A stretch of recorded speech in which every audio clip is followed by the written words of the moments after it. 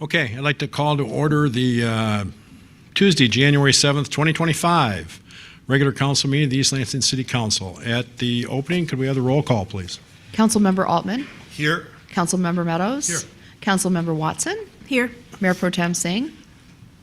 Mayor Brookover. Here. Does anybody have a motion with regard to Ms. Singh's absence from illness? Is there a second? All those in favor say aye. Aye. Aye. All those opposed, Ms. Singh is excused for illness. Do we have a motion relative to the agenda? So moved. Second. Uh, I have a couple of amendments to the consent agenda. Would you entertain those after the reading of the consent agenda?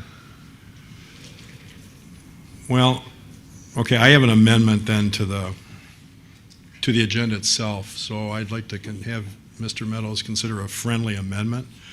So under the current agenda, we have under 6.1 an item with regard to closed session, and for purposes of tonight, I'd ask that we amend the agenda to move the last part of that, which is pursuant to MCL 15.268 paren 1 n paren H n paren, to discuss an attorney-client privilege memorandum that is exempt from disclosure pursuant to MCL 15.243 paren 1 n paren G, and I'd ask that we amend this and that item be moved to our next regular meeting, which I think is 2 weeks hence.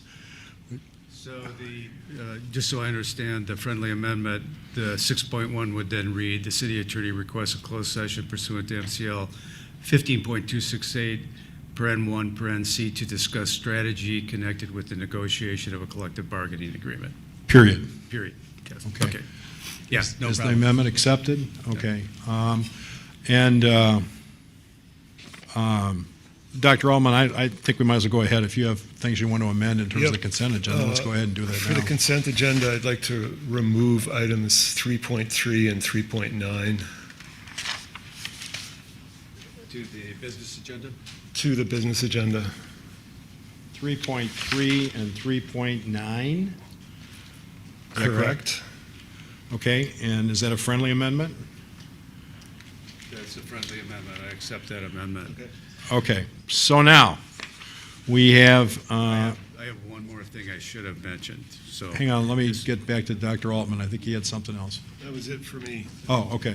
Mr. In the Meadows? appointments in 3.1, C, which is the appointment of Micah Ling to the Folk Festival Committee, she is the MSU member, not an at-large member. Okay.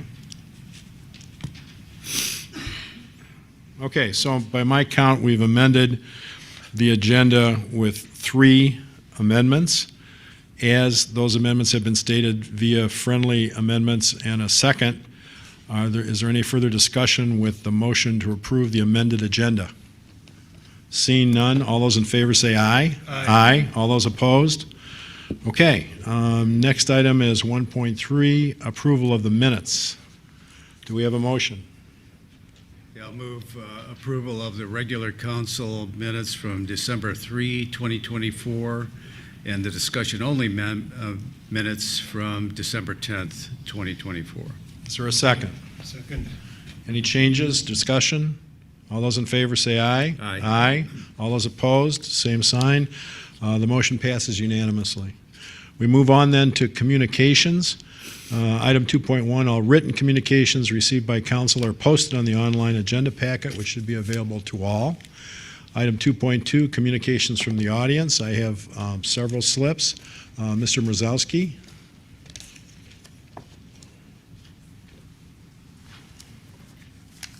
Tim Mrozowski. I reside at 613 Grove Street, and so I'm here to comment on the 700 block of Grove rezoning.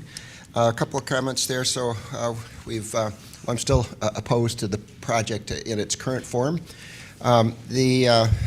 We've had lots of letters, testimony I think this is the 4th time we've had a project come from this particular block, so I won't repeat those comments. But A couple of things. I had what I thought was a legalistic argument, but looking at how many attorneys there are, I think I'm going to reclassify it as a technical argument rather than a legal argument. But one of the things with the current comprehensive master plan, you know, if that's the basis for approving this project, it can also be the basis for rejecting this project. And one of the things I wanted to point out was that, you know, I think it's in the report here, the staff report. Currently, the properties, one property listed is R4.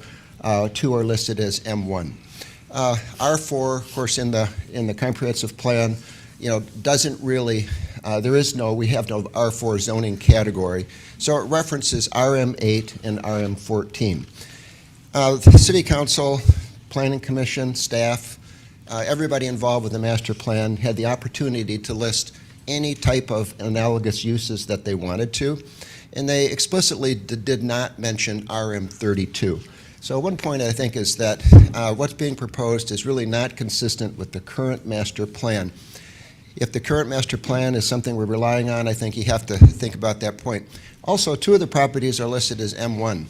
And I looked at M1, and M1 is listed as analogous to B1, I think the business center area.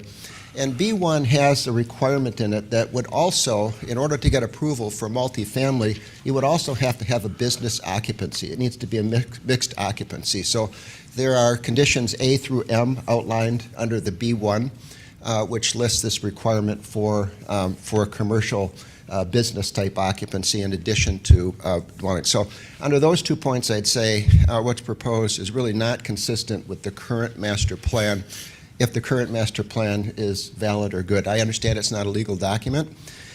Next point that I wanted to point out was that I think the project as proposed, well, first of all, I do think we're narrowing it a bit because now it's pinned down to a specific building, an apartment building, a multifamily building. But I think that the form of that building is really not appropriate for the site. One of the things is that that property is the highest property on Grove Street. It sits up on top of the hill. So adding 3 stories above that, it's really going to dwarf all of the projects or the buildings that are around it. Across the street, single family, I think there's 1 story there. The church property to the north is a low building. So you're going to have a building that's going to be quite tall. And I think that mass is out of character with the surrounding areas. I think that maybe it's a matter of going back to the drawing board and trying to come up with a project that's a little more sensitive. I noticed that the applicant originally said that they were encouraging or hoping that the project that they were proposing would be approved along with the rezoning, and I know that that's not the process, but in this case, I think it's an important piece of it that I actually support that view, that I think that we really need to know more about the building and have a little more sensitive design than what's proposed prior to rezoning. The third point I wanted to make was the drainage issue. And despite what the staff report says, we had a lot of flooding. We had flooding on 2 occasions this summer on Grove Street. I know one of my properties, I replaced the carpets because it flooded. It's not the first time this has happened. You know, we no longer, these are no longer 500-year storms. We can't have a storm that occurs in 1993 in 2000, 2013, 2000, twice in 24, and so on, and call them 500-year rains. They're not 500-year rains. So I think we have a serious issue. I learned a piece today. We had the Green Code Committee meeting, and I learned something that I didn't know, and that's that the City of East Lansing does not regulate developments on properties that are less than 1 acre. This building is going to have more impervious surface. I looked at the site plan. I don't think there's enough room to have any type of a stormwater management system on that site based on the site plan configuration.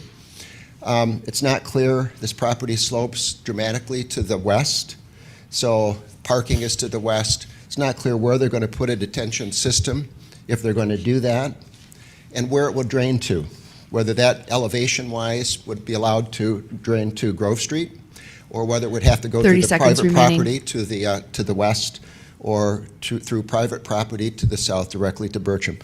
The project as it's proposed is going to increase the flow off of the site. So I think this is a case of, again, going back to the drawing board, coming up with a plan that has a more suitable mass and has a realistic drainage approach. As it is right now, if it's approved, there'll be no requirement to do anything to manage the stormwater. Thank you for your input. Mr. Ferenczi? Time, my name's Peter Ferenczi from 630 Grove and 632 Grove. Just coming here to speak on the same matter as Tim just did. Logistics and the architectural, structural layouts, and that's not my area of expertise, so I'm not going to talk on that. I'm here more to talk on regards to the overall impact to Grove Street, the families that live on Grove Street and the area of Grove Street being right up against the backside of the high school. And I know that when I walk my daughter to the library, excuse me, it's already a little bit congested there. I mean, we have the new sorority, or newer sorority that's right there, and another sorority right down the block. But it's not too bad. But with the potential of adding 48 units, not only includes 48 individuals, but their friends, family, that we know that will be participating and visiting them. That's my concern, is have we done our due diligence to make sure that the traffic issue has been looked at for not only the families, but the high school itself? And we have students that walk behind that school every day. And I don't know about you guys, but I see them drive all the way up and down Grove Street, and they don't pay too much attention to kids. So my piece is that I think it's just too big of a structure for that area. I understand that we have to add more family housing. That's a given. But 48 units in a 1 acre lot, I mean, that's just excessive, if you ask me. And then including on top of that, on what, 40 parking spots? 40 parking spots, I mean, it's just, where does it stop? How is this going to impact Ridge? How is it going to impact the families? I certainly know that it's not going to encourage families to move in. I know that much. But students, they'll love it. That's okay. But what about the families that are already there that are trying to expand the student footprint of those neighborhoods that it's intended for? We regulate how many people we bring into those neighborhoods for the specific purpose of trying to bring back families. I don't see how this is going to do that. So that's my piece. Thank you for your time. input. Ms. Hominiuk?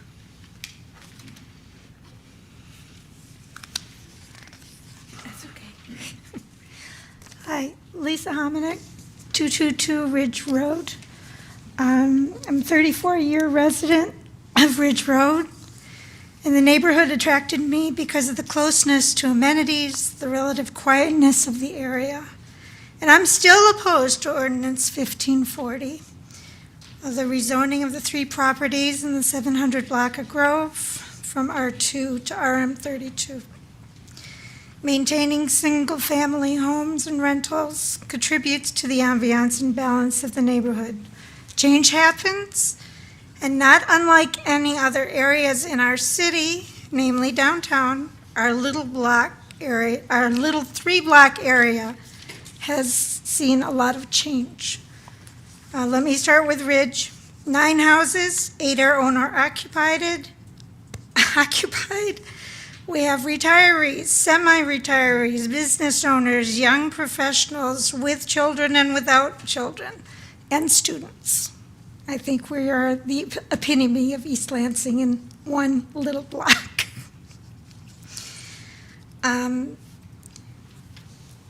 The house right next door to me was owner-occupied rental until it was sold, and now a rental for up to 5 people. Can't say there haven't been issues through the years, but with dialogue, things have been smoothed out. Within the last 3 years, we've had 2 young couples purchase homes and move onto the block. Our 3 newest additions are all under 4 years old. We clearly have been drawn for home ownership on that little block. I take exception to a letter you have received from former pastor at All Saints indicating that, and I'm paraphrasing, we're dreaming if we thought single families would want to live in a block, in the 700 block. Well, as I say, I take exception to that. The 700 block and 800 blocks have gone through many changes. Owner-occupied homes sold and turned into rentals. Unitarian Church sold their building, repurposed into a sorority. single-family rental house housing a single family was sold, and along with another rental house torn down to make way for the sorority, which added more traffic and more people. Of the 3 properties in question, one of them is unoccupied yet. One just became occupied after 34 plus years of being empty. And the third one, as far as I know, is continually rented. I'm not against density. It does promote diversity. However, the leap from R2 to RM32 opens many possibilities detrimental to this small area. Rezoning these properties based on the 2017 comprehensive plan to increase density in this area does no good for this little often forgotten neighborhood, namely Ridge Road. Adding up to 48 units will exacerbate parking, traffic, and quite possibly infrastructure issues. Refer to past communications that you have received and from neighbors and the Planning Commission. Rezoning opens the area for plenty of incarnations. If others on that block, and again, I feel like a broken record here, if others on the block choose to sell, then the other side of the street decides the same thing, and we're creeping again. And our Ridge Road will ostensibly disappear. I ask, what is the harm in renovating the existing houses or tearing them down if they're in such bad shape, and rebuilding single-family homes and keeping the RM2 designation? I urge you to take the next 2 weeks to ruminate on your decision and ultimately vote this down. Thank you. Thank you for your input. Mr. Koster?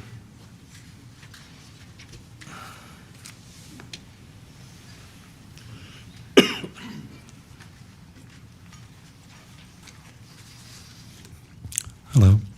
Thank you very much for being here tonight and listening and to what we have to say and all the hard work you do. I want to speak to you briefly about the new City Charter Amendment, Prop 1. It's a housing rights law to protect East Lansing homeowners' rights to have long-term non-family guests live with them over 30 days in a row who pay no rent. Let's see what it is and what it means so we can implement it. The first sentence of Prop 1 says homeowners may live together with long-term guests as long as they are not rent-paying tenants without needing a rental license. The second sentence of Prop 1 says persons who qualify for a house-sitting exemption include those in the federal service assigned outside the area. So this protects persons who are negotiating peace for the State Department or protects FEMA workers who are deployed to help with flood victims in Western North Carolina. The third sentence requires the city to maintain current and accurate records of all zoning and rental violations kept open for public inspection. This open file inspection rule goes beyond what Michigan's Freedom of Information requires. The inspection of records will be easier, faster, and at less cost without barriers under the FOIA law that often make inspection impossible. The fourth sentence of Prop 1 requires the city to give notice to owners and occupants of a violation and 7 days to comply before issuing fines.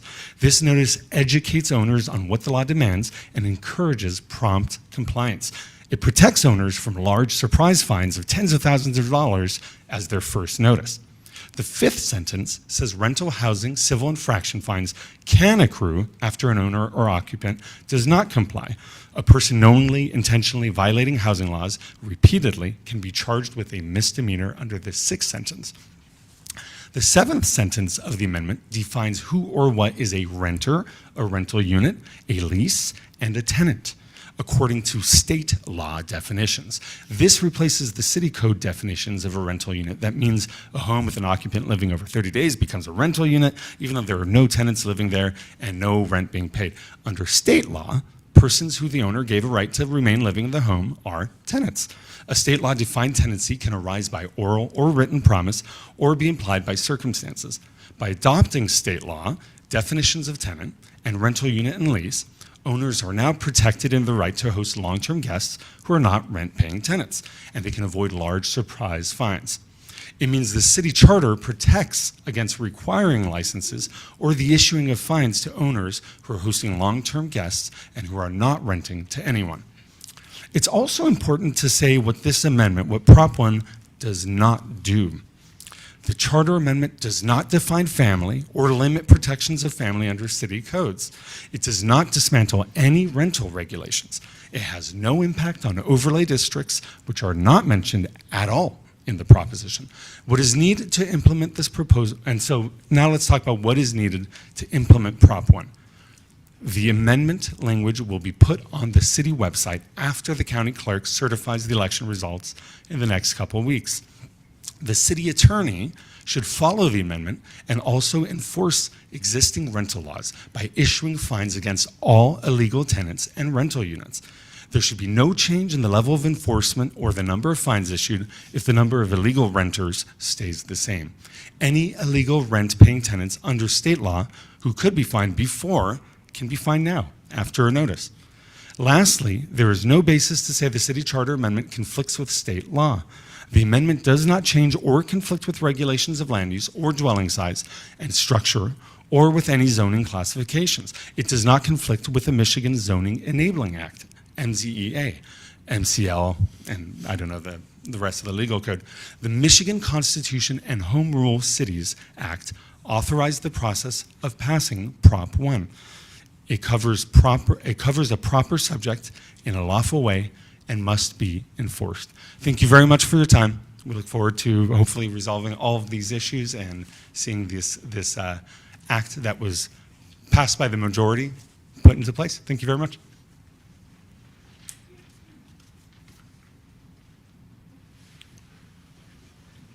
Ms. Stewart.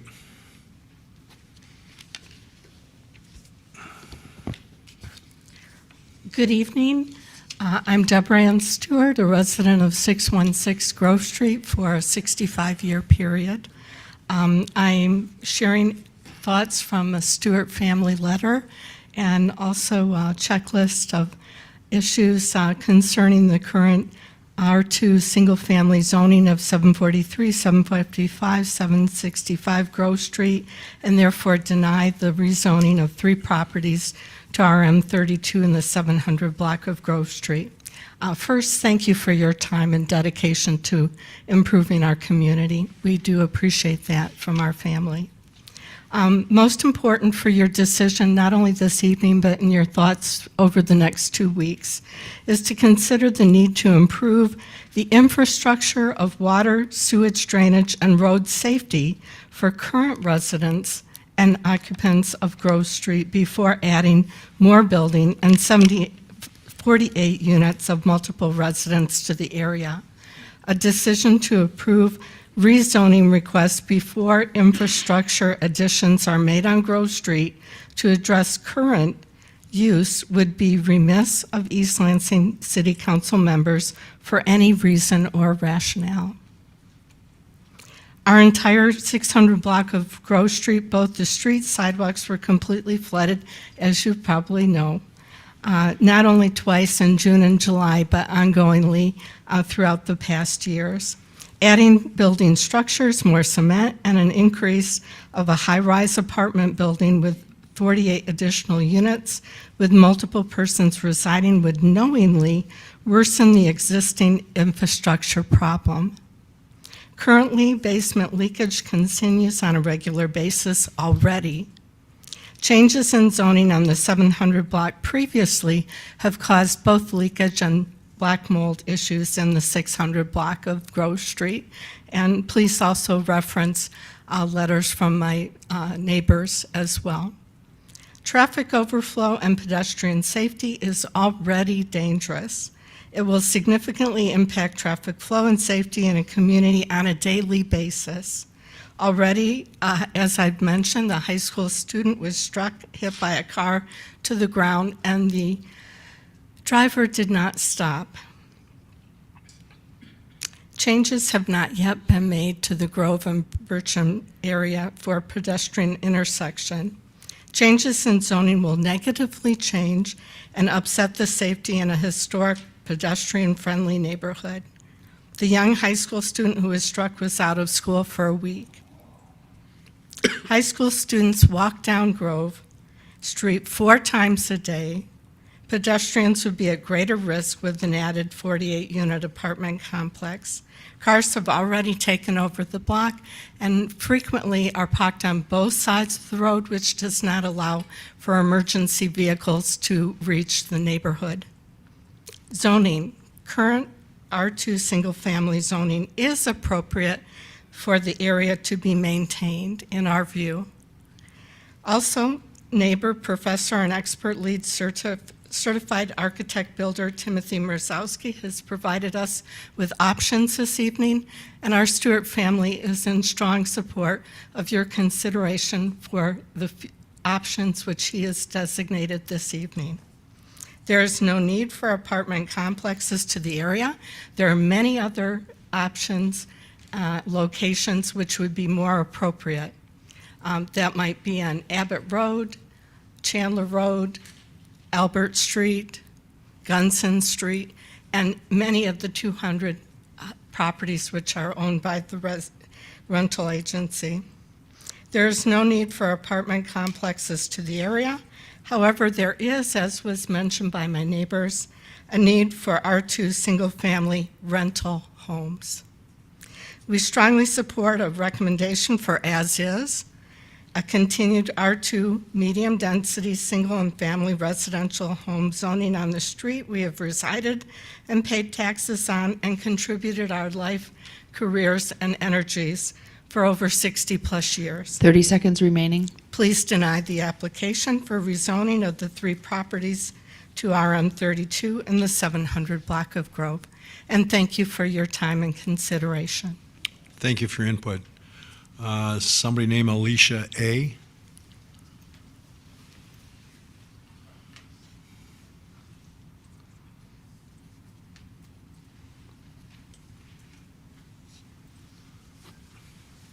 Hello. Hi. Even though I'm not from East Lansing, I have lived in this community for a very, very long time. I'm able to confidently stand here tonight and say Hagen Realty, Matt Bryan, and Kevin Hagen are the best in East Lansing, and that's a fact. And no, I'm not just saying that because they're my landlords. One thing about me is I don't sugarcoat anything. I say what I mean, and I mean what I say. And if I didn't believe it, I wouldn't be here. I can go down a long list as to why Hagen Realty is the best in our community, but since I'm limited on time, I'll name a few reasons. Matt, Bryan, and Kevin Hagen take excellent care of their properties. They put quality materials into their properties. Maintenance is excellent. If I have any issues with my unit, maintenance is there the same or next day. For bigger jobs, they hire qualified and certified people to do the work. Maintenance is not required to do it all. Matt, Bryan, and Kevin Hagen, I'm sorry, I'm so nervous. Nothing to be nervous about. There's I'm only very, like very nervous. 75 people watching. And 12,000 are tuning in over the internet, and Where did I stop you know. at? And if you've had to deal with the Hagens all these years, you're tougher than all of us. So keep going. Okay, where did I stop at? I'm so sorry. You're fine. I'm so sorry, I'm so nervous. I'm sorry I interrupted you, but you're doing fine. Okay. And you wrote a letter too, right? No. Okay, all right. I can go down a long list as to why Hagen Realty is the best in our community, but since I'm limited on time, I'll name just a few. Matt, Bryan, and Kevin Hagen take excellent care of their properties. They put quality materials into their properties. Maintenance is excellent. Anytime I have any issues with my unit, maintenance is there the same or next day. For bigger jobs, they hire certified and qualified people to do the work. Maintenance is not expected to do it all. Hagen Realty, Matt Bryan, and Kevin Hagen are excellent with their tenants. This is my first time having landlords where it's not just about collecting the rent. Hagen Realty cares, and you just don't see that nowadays. Landlords in East Lansing need to pay Hagen Realty a visit, take notes, and learn from them. Now, this is worth repeating. Landlords in East Lansing need to pay Matt Hagan, Brian Hagan, and Kevin Hagan a visit, take notes, and learn from them. Hagan Realty is just not student-based housing. They're for all. In my apartment, there are undergrads, graduate students, and non-students, ages ranging from 18 all the way up to 40s. Hagan Realty rentals are affordable, some utilities are included, and parking is included. This is exactly what we need in our community. They are what we need in this community. Having Hagan Realty build more housing in the community will not only benefit students and non-students, but the neighborhoods as well. Thank you. Thank you. Sally Newton.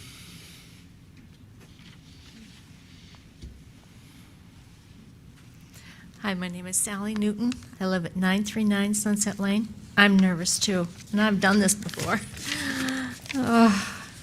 Thank you for your service, all of you.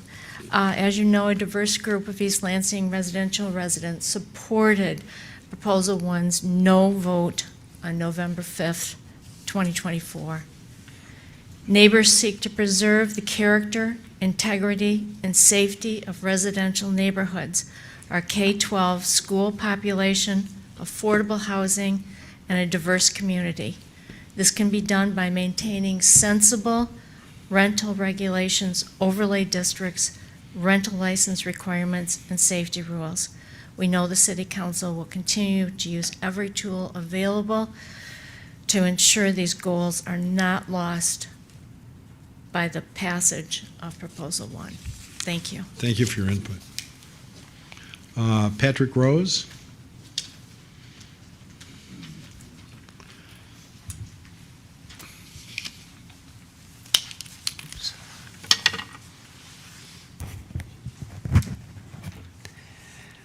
Thank you very much. Patrick Rose, 310 Oxford Road. I wanted to pick up where Judge Giddings left off in his letter and where the last speaker in support of enforcing the Charter Amendment left off, to state why the Charter Amendment is authorized by the Michigan Constitution, Home Rule Cities Act, and is not preempted by any state statute limiting voters' initiative powers. The Charter Amendment addresses a subject matter that is within citizens' power because it does not conflict with a zoning ordinance at the state level. The plain language of the Charter Amendment, adopted by citizens by a majority, removes unconstitutional and invalid limits on a homeowner's right to host long-term guests who pay no rent without penalty. But even if you think that the local law it replaces as constitutional, it still is valid. The city had limited relationships of persons lawfully residing in homes, which is within the scope of those homes' land use and dwelling zoning rules. And the limits on relationships deal with people within the home, not paying rent, outside the scope of local zoning power. Michigan law tells us the legal rules to follow to know the Charter Amendment complies with state statutes. A local law, under many cases, dozens, Michigan Supreme Court, Court of Appeals, must be upheld, even if it's initiated as a Charter Amendment, when a state statute does not expressly preempt that municipal ordinance or remove the municipality's power to regulate that subject matter. The courts had no trouble upholding local ordinances and charter amendments repeatedly against claims that the statute preempts all local regulation and conflicts with the local regulatory power. Groveland Township versus Jennings, 419 Michigan 719 in 84 case, upholding a local zoning law regulating hazardous waste and rejecting the claim it was preempted by Michigan's hazardous waste management statute. The courts have said that in construing the amendment, every effort must be made to uphold the local regulations, giving them a broad reading, a reasonable reading, a fair reading, and enforcing meanings that do not conflict with the statutory regulation. So let's talk about the state statute if you're going to claim it's conflicting with it. It regulates uses of land and structures on land. It's not designed to cover all local rules that seek to penalize or limit certain kind of relationships of occupants living on the land. It does not affect the city's power to impose lawful zoning rules on buildings, structures, lots, or any dwellings. In fact, Once the city has zoned an area for residential living, set limits on the type and number of dwellings that can be built on that land, imposed per square foot limits on occupancy, and set height restrictions, the zoning function is at an end. Because the amendment does not change regulations of land use or dwelling size and structure or zoning classifications, it does not conflict with the Michigan Zoning Enabling Act. Therefore, citizens can initiate the amendment without following the procedural requirements of the Michigan Zoning Enabling Act. There are cases where courts have found a voter initiative to be invalid as they sought to amend a zoning ordinance in a way that is preempted.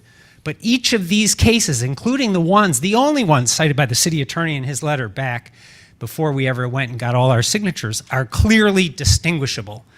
Save Our Downtown versus City of Traverse City, 343 Mishap 523, is factually distinguishable. It involved a charter amendment that altered building heights that were the subject of a zoning ordinance enacted by Traverse City. We don't change building heights, rules on buildings, number of dwellings on buildings. The city attorney relied on Koresh versus Livonia, 388 Mish 737, holding a charter amendment altering a city of Livonia zoning rule, limiting numbers of dwellings on a parcel or lot was an impermissible voter initiative. When you read Koresh carefully, which is his main case, there's no way to apply it to our amendment.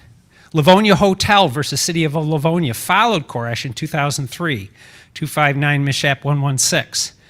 And it held that although Koresh was decided before 30 seconds remaining. before the 1978 amendments of the Zoning Enabling Act pertaining to special land uses, Koresh remains controlling legal authority for the general proposition that a charter provision may not conflict with or contravene a state statute. But here we must point out, the court said, that it gave veto power to the mayor in direct conflict with the Zoning Enabling Act to provide for special land uses in clear contravention of the procedural rules. So there is no case that supports the proposition or would justify a lawsuit invalidating our amendment.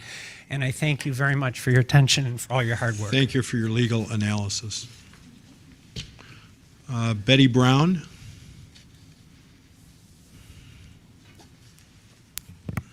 Hi there. My name's Betty Brown. I live on 602 Grove Street.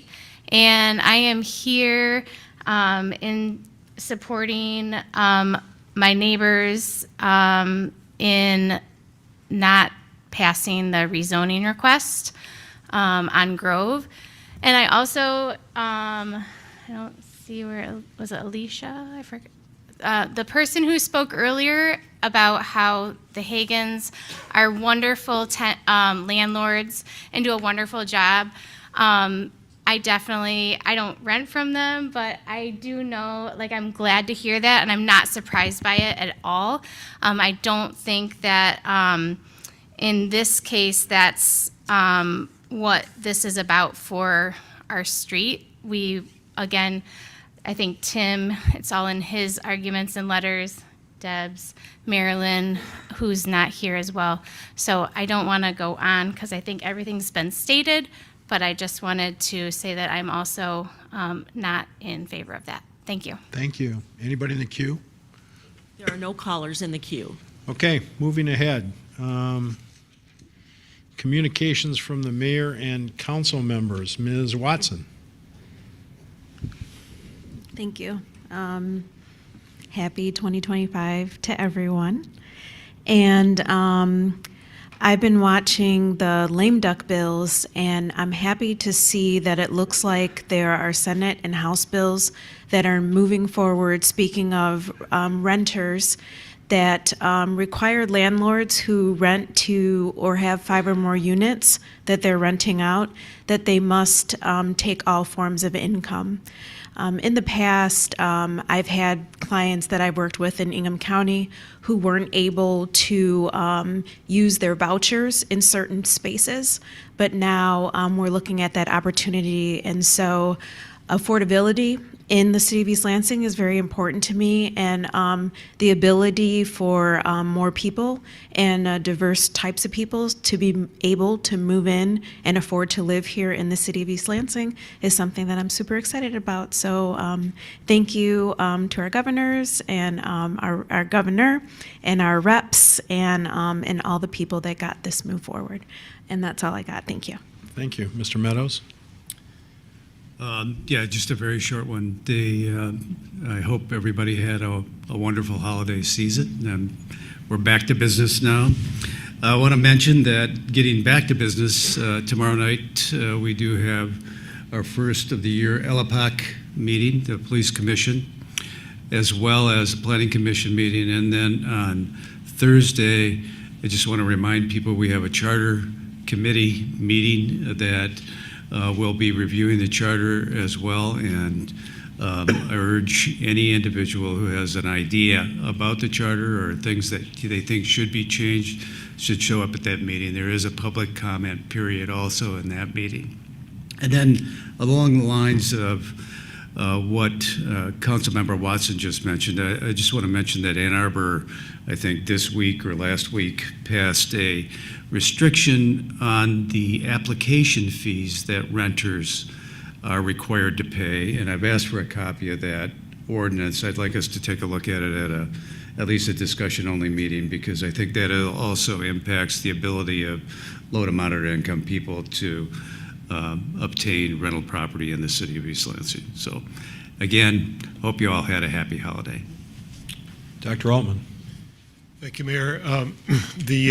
As a speaker mentioned earlier, the Green Code Study Committee met for the first time today, and I think has a pretty aggressive meeting schedule set up for the next several months. This committee draws together representatives from lots of different commissions as well as lots of different branches of the city government. And you know, it's the middle of winter, so it's hard to wrap your head around stormwater issues, but they're still on everybody's minds, and they're going to arise again this coming summer. And I think this committee, well, I know this committee will be focused initially on stormwater issues, but I think it's going to be an important vehicle to keep our momentum on that issue focused. And I'm looking forward to working with a talented and knowledgeable group, and I hope we can make rapid progress. Thank you, sir. City Manager report. I have a couple comments on tonight's consent agenda. The council is being asked to approve the 5-year plan for the Parks, Recreation, Open Space, and Greenways plan. I just want to thank the Parks, Recreation Advisory Committee, the public, and staff for the participation and time it took to develop that 5-year plan. Second item is the City of East Lansing 2025 calendar and 2024 annual report. It's available at City Hall, here at the Hannah Community Center, and at the East Lansing Public Library. And then I just wanted to have Marie introduce our newest employee that will be working with City Council going forward.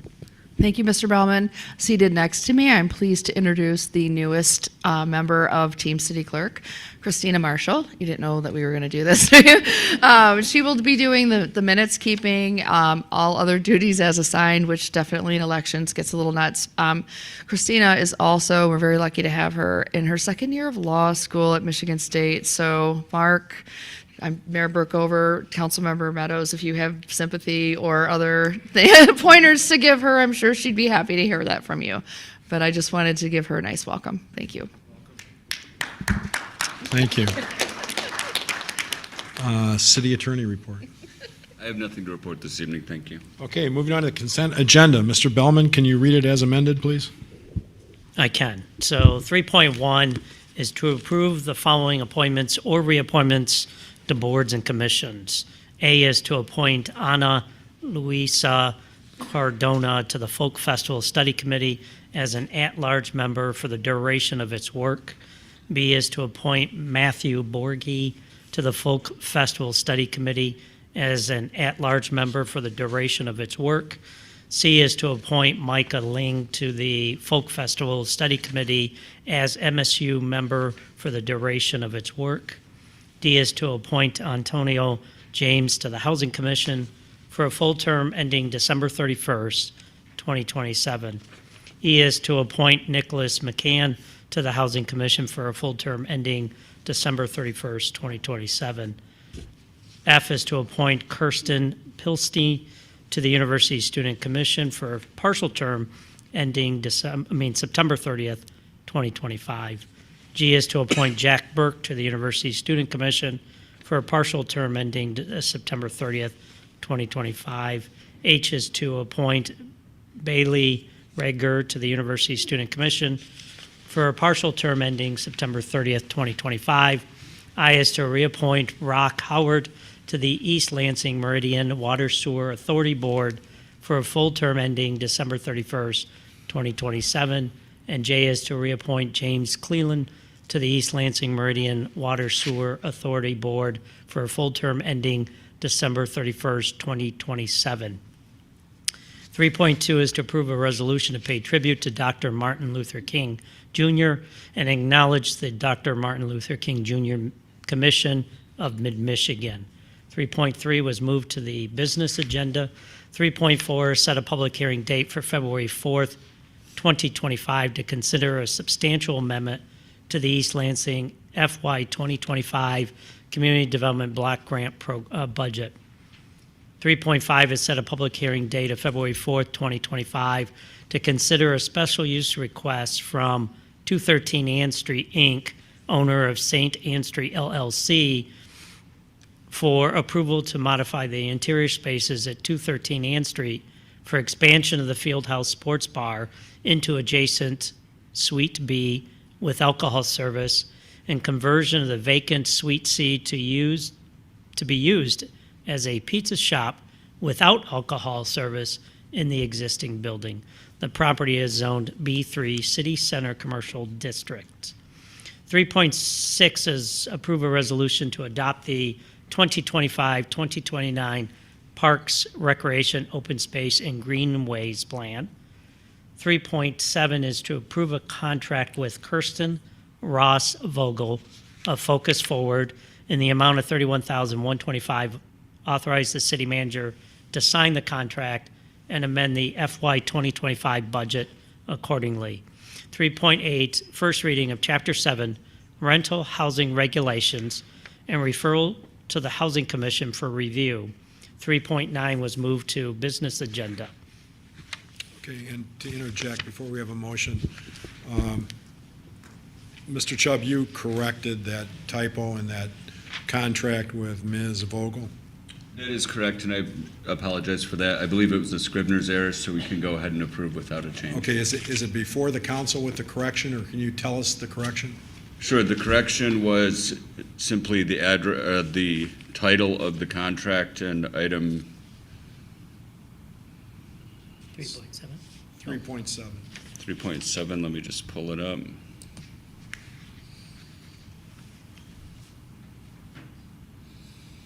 And in the form contract that is attached, there was a title that says Agreement for Mail Courier Services. That's inaccurate. It's going to be changed to, or it has been changed to Agreement for, one moment, Team Assessment.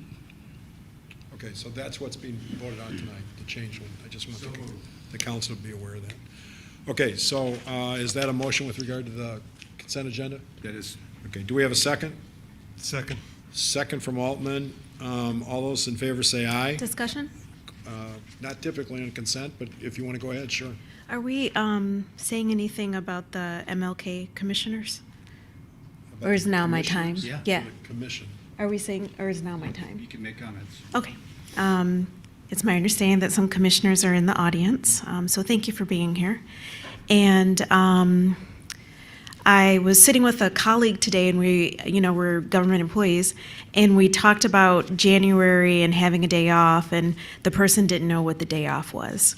And so understanding our history and making sure that we don't repeat it is of utmost importance right now, especially in 2025, as we look at new people coming in and making decisions. And so when anyone is talking about Martin Luther King Day, they're talking about this celebration that goes on. It's a really big deal, and I always love these resolutions because they speak historically about where we've been and where we are today. So I encourage everyone, I think it should be at the high schools and the middle school as well for them to read and understand like what is happening. But just thank you to the MLK commissioners that are here and for your work. And I hope everyone is able to take some time to understand why we celebrate Martin Luther King Day, or to participate in celebrating, or however it is that you might choose to give back during this time. So thank you. Okay, all those in favor of the consent agenda, say aye. Aye. All those opposed? The consent agenda passes unanimously. Moving on to item number 4, public hearings. 4.1, a public hearing for ordinance 1542 to amend Chapter 20 of the City Code for items related to historic preservation, including the staff issuance policy. Good evening. This proposal before you was actually initiated by previous staff and the commission, and they had worked very diligently to prepare. Oh, I'm sorry. I'm Alicia Wright, and I'm the senior planner. Sorry. They had worked very diligently to update the staff review authority and then the ordinance. The changes are outlined in your staff report. Particularly, they removed the design assistance team because one does not exist, removing the requirement for owner disclosures because we're not realtors, removing the element where it's not visible from the road should not be an element that is reviewed by the Historic District Commission, and added the word original for siding. When it comes to certificates of appropriateness being issued by staff members, it's identifying more clearly specific regulations as to how they would define windows, roofing, gutters, and downspouts. If you have any questions. No, I just want to, just simply because I've been the liaison to this commission for a couple of years now, this has really been winding its way through the Historic District Commission for at least a year and a half, if not longer. So this is the culmination of the work of several different commissioners and different commission chairs, and has been vetted several different times by different folks on that commission. Is that correct? Yes. Okay. Any questions for staff? Yes, sir.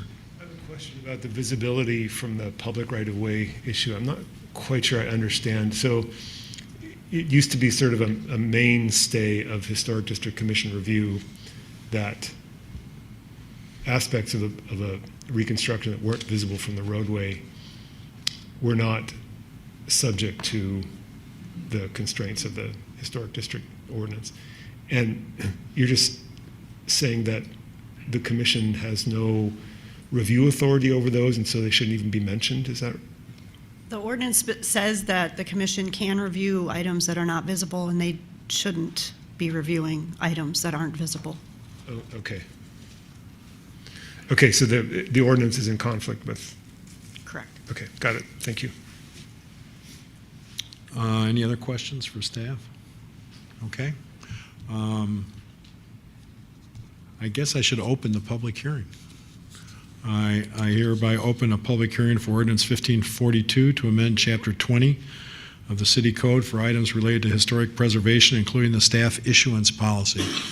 Is there anybody that wishes to appear before the council tonight to speak in this public hearing? Seeing none, I will close the public hearing. Any further questions from council? Okay. Any motions from council? I was under the assumption that this would be on our next agenda. It will be. Yeah, okay. Unless somebody decides to make a motion to go ahead tonight. But so thank you very much. Thank the commission for us too. So this will be on our next.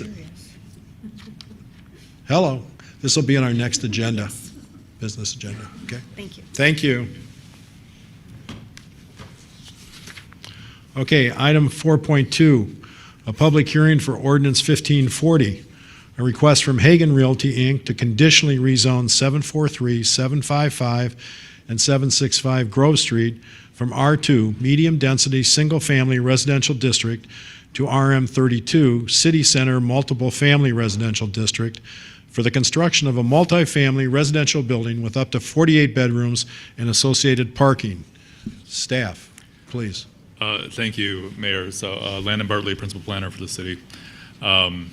You're correct. This is a conditional rezoning request for these three properties, 743, 755 Grove, and 765 Grove, from R2 to RM32.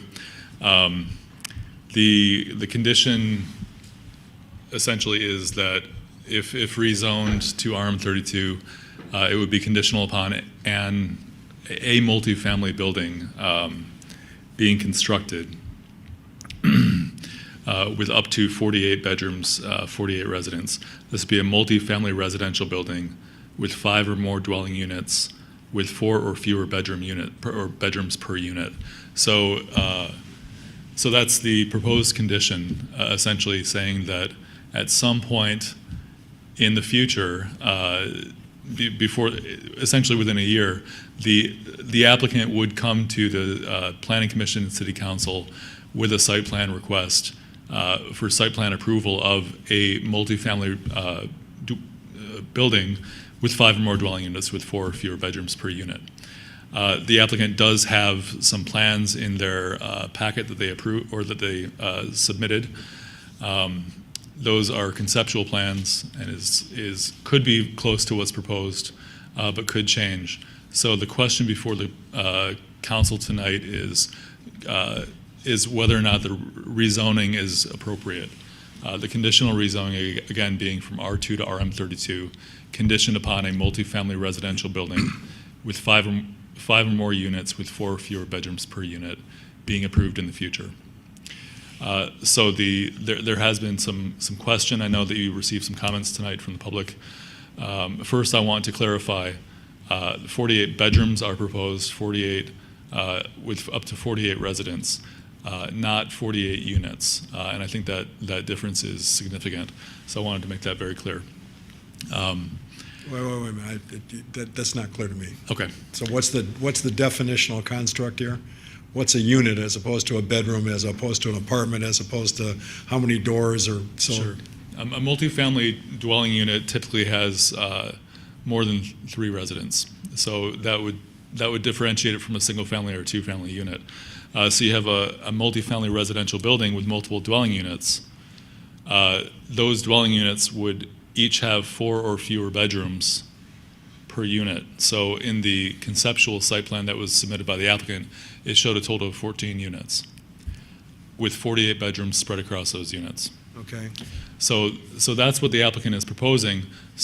At some point in the future, within a year, to submit plans, if this conditional rezoning is approved, to submit plans for a multifamily residential building with up to 48 bedrooms. Okay. So in this context, you're saying this would be maximum of 48 bedrooms and not 48, quote, units, end quote. That's correct. Okay. Thank you. Thank you.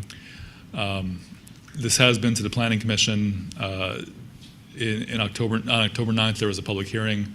There were some comments, both, I guess, given at the meeting and also written by email or letter that were opposed to this. The Planning Commission then reconsidered the request in November 13th, I believe. Also received some public comment at that point. Some was opposed and some was in support. And ultimately, the Planning Commission unanimously recommended approval. So with that, I'd love to answer any questions. I haven't really gone into too much detail about the conceptual plans, because those would be contemplated more under a future site plan approval request from the applicant, should this conditional rezoning request be approved.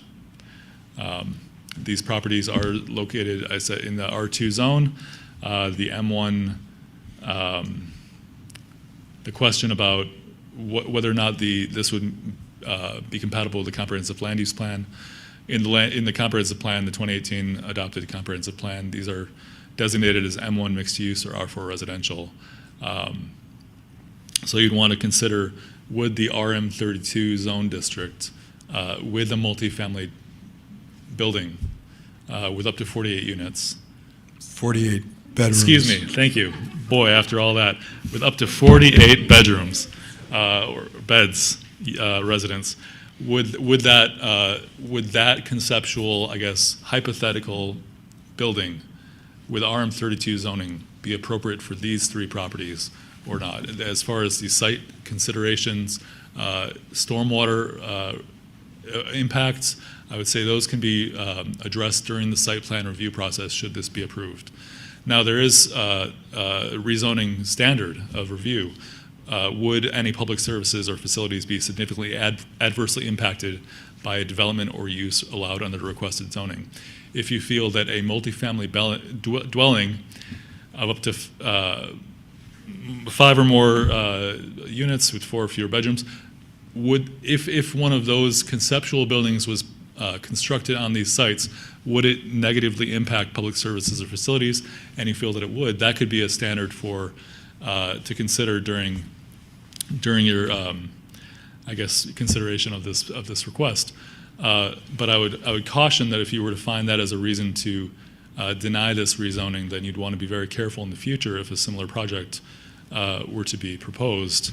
You'd want to make sure that you're applying, I guess, the stormwater, the standard of whether or not this would impact public services and facilities negatively. You'd want to apply that very carefully if you were to deny this application based on that standard.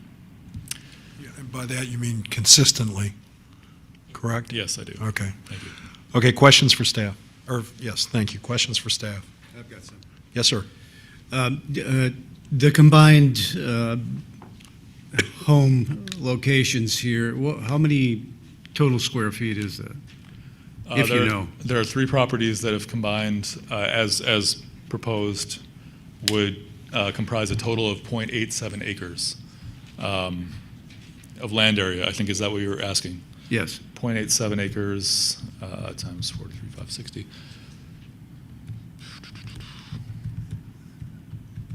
So that's 37,897 square feet. 37,000? 37,897, yeah. And so the RM32 requires 450 square feet per person. And would it be correct to say that RM14 or RM22 would also permit these properties to be redeveloped, but that would reduce the total number of individuals who could live there to 37? Is that why we're headed towards RM32 on this? Correct. The RM14 or 22 would allow for lower density. The 450 square feet that you mentioned in this property would allow up to 84. We're asking for RM32 because the applicant asked for RM32. Okay, that's why we're dealing with Had they asked for RM14 or RM22. whatever their motivation was is theirs. Okay. That's really all I had at this time. Okay. Any other questions for staff? Yes, sir. The analysis you gave us at the end about the role of stormwater management as falling under public services and facilities, right? That would make it a zoning issue if we considered it under that umbrella. It's not clear to me from the Planning Commission discussion that they were aware of that particular view. It seemed to me that their discussion focused on the site plan stage of the process. Is that a fair characterization, would you say, of that discussion? Not necessarily. I think that the Planning Commission certainly discussed the site plan and talked about whether or not something like that would be appropriate. They certainly didn't go into the details of the site plan as proposed, the setbacks, number of parking spaces, et cetera, or even the number of stories or number of bedrooms. They did, I would say they discussed that as a way of framing their discussion about whether or not the rezoning would be appropriate, and they found that it would be. But no, they didn't. I would say they did discuss the site plan and the building. It just didn't, in my opinion, I wouldn't characterize it as having led the discussion. Okay, I'm just concerned that intensity of use, broadly speaking, right, is a zoning question. The reason we have zones is to limit intensity of use.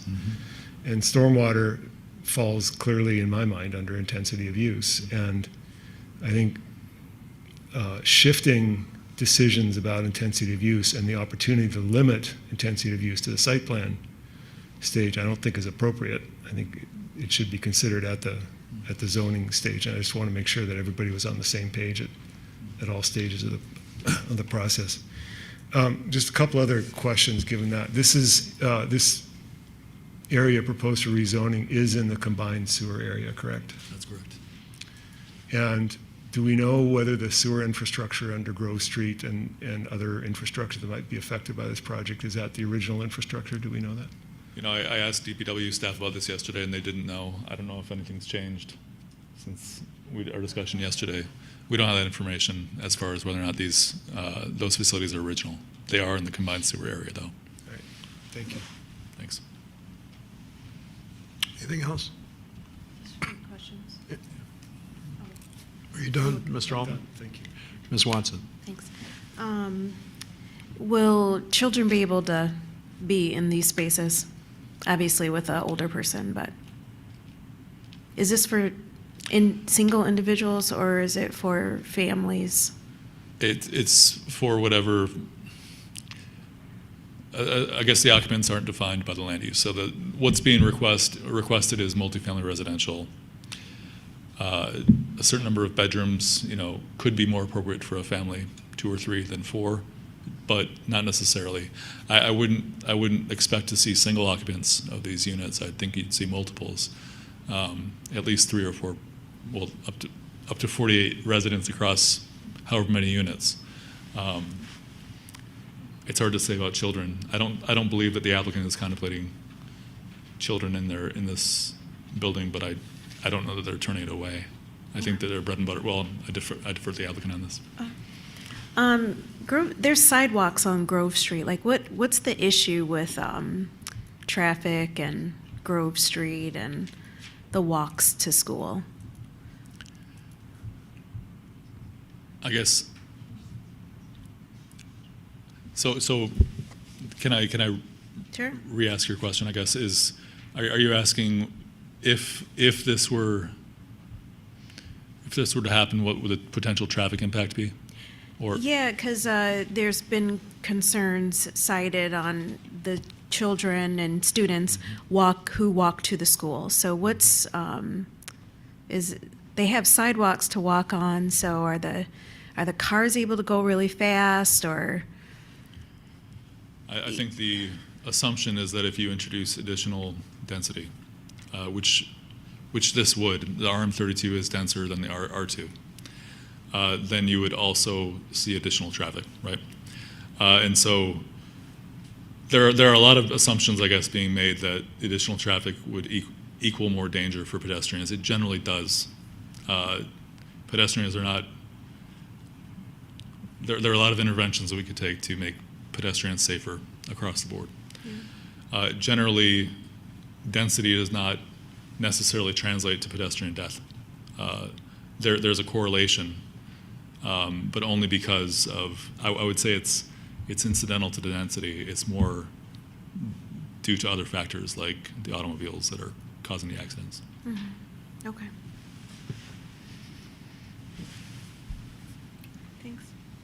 I think one of the concerns here, Ms. Watson, if I'm reading between the lines with the residents, is that having walked this route to high school several years ago and having made anecdotal observations of many of my friends in my neighborhood who walk in the morning, there's a whole lot of people in the city of East Lansing who don't walk on the sidewalk, they walk on the streets. And so I suspect what's happening here is there's a concern in the neighborhood about the intersection with cars and kids and people on that street. And that includes kids coming from the high school to the library after school, which I've noticed myself, and going to the high school in the morning, walking on the street when I'm over running trying to run on the track when it's not locked. And so I think that's one of the issues, and I'm not sure you see that in terms of your location, because you almost have to be forced to walk on the sidewalk on Hagedorn, or you take your life into your own hands. So if that helps you think that through. Okay, anything else from staff? Okay, I now declare the public hearing open on this matter, which is, I'm sorry, I'm losing track, item 4.2, a public hearing for ordinance 1540, a request from Hagen Realty, Inc. to conditionally rezone 743, 755, and 765 Grove Street from R2, medium-density, single-family residential district, to RM32, City Center, multiple-family residential district, for the construction of a multifamily residential building with up to 48 bedrooms and associated parking. We've already heard some from the public. Who wants to speak during this public hearing? Yes, sir. Hi. Josh Coombs, Lantern Hill neighborhood. Housing demand is there, right? We've seen that from the Hagens. Their first day of leasing, they've got a line out the block. People can't get housing. They're crying. They're so upset, right? So we know that there's a need for housing in East Lansing. So where do we build it? That's kind of the question that I feel like we should be talking about. Do we build it out Chandler? Do we build it down Michigan Ave? That's sending our investment. That's sending our energy outside the city. Why would we be doing that? So we should be building in the city. As a tax-paying resident, I want our city to be great, right? We want more shops, more restaurants. We want more investment downtown. We want to have it be a better city, more people, and more population in that city center. I think it's really sad to see these investments happening down Skyview and everything down Michigan Ave. Why is all that money moving down there? Why isn't that closer to our city, right? It's going to make us a better, more awesome East Lansing for sure. So again, building downtown is going to increase city population. It's going to make our city better. Hagen Realty is trying to provide quality housing to meet that demand. They're trying to elevate our city. Sorry, I'm kind of bouncing around here a little bit. Grove Street is a good location to build, right? As of right now, there aren't many better places near the city to build.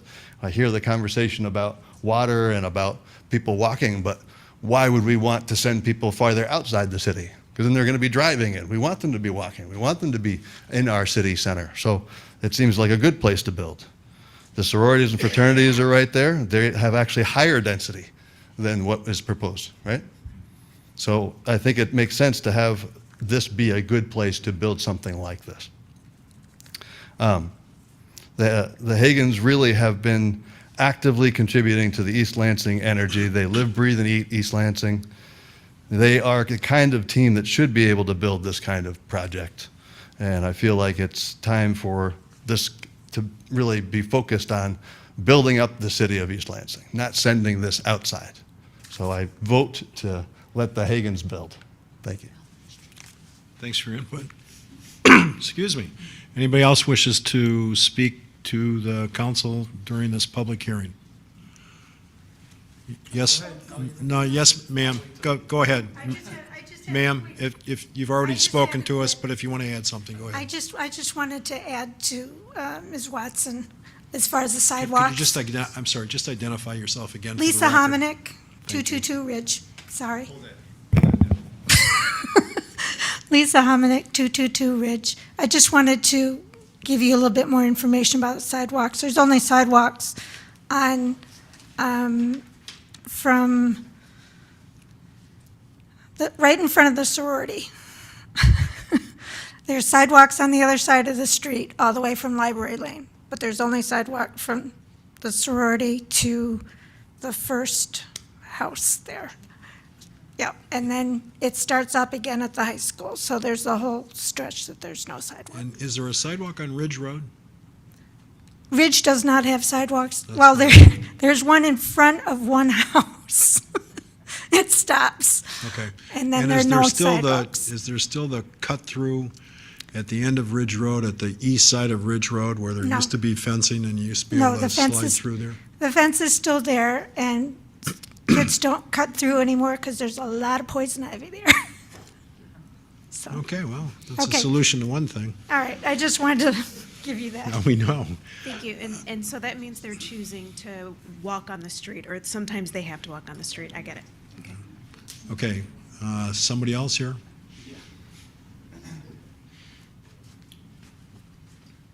Good evening. Brian Hagan, Hagan Realty. We are the applicant. Here to say a few things, and then also, I guess if you guys have questions, I'd love to answer those. My brother Matt is here as well, who happens to be our general contractor. So even though we are here, as Mr. Barley said, just for the rezoning aspect, obviously some of the comments focus on the building itself, so we're more than happy to answer any questions about the building, the conceptual, I guess, site plan as well. Not sure if I can say it quite as nice as Mr. Coombs and certainly Alicia before us. That was very nice of her to make those comments for us. But I guess I want to skip ahead on my notes just to talk about the conditions for approval first, and then kind of bounce back and just touch on a few things. I know we've sent you guys a fair amount of information, and so I don't want to overdo it, certainly. But I do believe you have in the packet there where we touched on each of the guidelines for approval as to why we meet each of the 4 guidelines. Certainly from a use and policy standpoint, we believe that this project is in fact in line with the comprehensive plan. While we do have an, excuse me, while we do have R4 as well as M1, sort of a mesh of 2 potential designations there in the comp plan, we definitely feel that RM32 is appropriate, or an appropriate, I guess, combination of the 2. That's not just based on what's in the comp plan, that's certainly what's based on what's on the ground. Several maps within the communications that outline that, as well as the policies. I think one thing that was touched on, if I can jump, I guess, to Mr. Meadows' comments about the why not RM8 or RM14. I had touched on that specifically in my notes, but I also touch on it in the guidelines for approval. 16 acres per, 16 units per acre is what the comp plan is looking for. That's almost identical to what we're proposing. So I'll talk a little bit more about RM32 later on, but, and then as you work your way through there. Let me just interrupt you. So Yeah. now we're talking about units. So I assume what you're talking about, 16 units, but within each of those units, there'll be a certain number of bedrooms. Yeah. Is that correct? Right, yeah, sorry about the confusion on that. I know some of that is based on just the way it's worded, some of that is based on what's been said. We are asking for a maximum of 48 total people. The conceptual plan does, as Mr. Barley said, shows 14 units, you know, and that's a mixture of, there's 1 bedrooms in there actually as well. 2s, 3s, up to 4 bedroom type units, but a maximum of 48 total people on the site. And that would be 16 units? It's 14 in the conceptual plan. Okay, so right now you're talking And we're- 14 units. Right. Some combination of bedrooms per each unit. Yep, 1s, 2s. Okay, all right, thank you. Up to 4s, yep, so.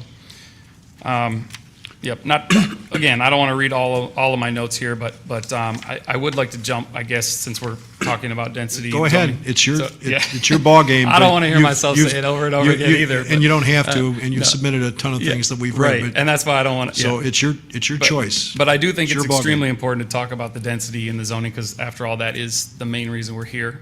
We are not here to approve the building tonight, or even though we have touched on water issues and things like that in our documentation, that we're in fact here to approve the conditional rezoning, which is conditional because we listened to some of the concerns from the neighbors, from the council previously, planning commission, and we've addressed each of those, we feel, appropriately.